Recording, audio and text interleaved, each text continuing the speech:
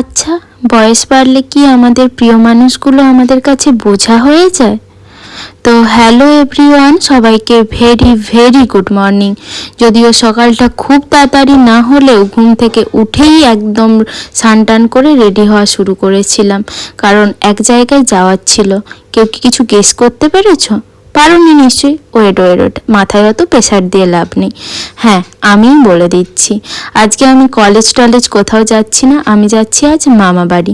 তাই রেডি হয়ে সকাল সকাল ঘুম থেকে উঠে বেরিয়ে পড়েছিলাম।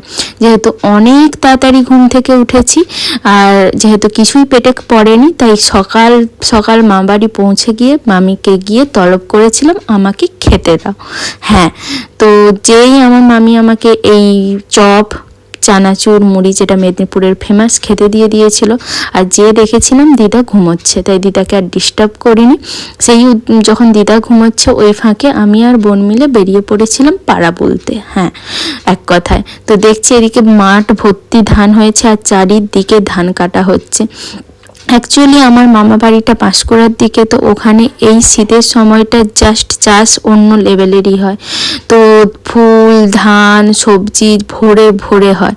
তো সেখান থেকেই আমি চলে গিয়েছিলাম আমার মামা বাড়ির পুরনো বাড়িতে। সেখানে গিয়ে দেখছি মাঠ ভর্তি ধান।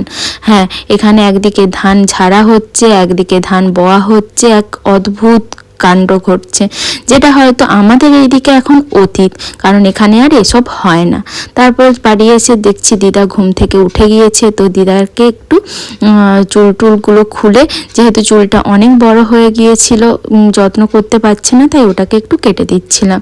যেটা একদম শুরুতেই বললাম যে বয়স হয়ে গেলে আমাদের কাছে বোধহয় এই ভালোবাসার মানুষগুলো বোঝা হয়ে যায়। যদিও সবাই বোঝা মনে করে না, একটা সময় হয়তো এই কাজগুলোই এই মানুষগুলো আমাদের জন্য করেছে। তারা খুব ভালোবেসে যত্নে আমাদের জন্য এগুলো করেছে।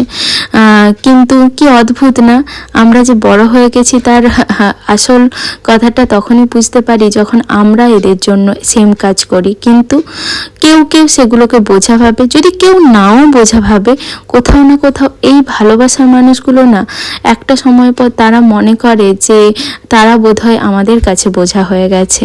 কিন্তু সত্যি কথা বলতে, তারা যখন আমাদের জন্য এগুলো করেছিল, খুবই ভালোবেসে করেছিল, তাহলে আজকে যখন আমরা তাদের জন্য করছি, সেটা বোঝা নয়, সেটাও আমাদের দায়িত্ব থেকেই করছি, ভালোবাসা থেকেই করছি, সেটাই ওনাদের বোঝানো উচিত। তারপর দিদার সাথে অনেক মনের গল্প করলাম।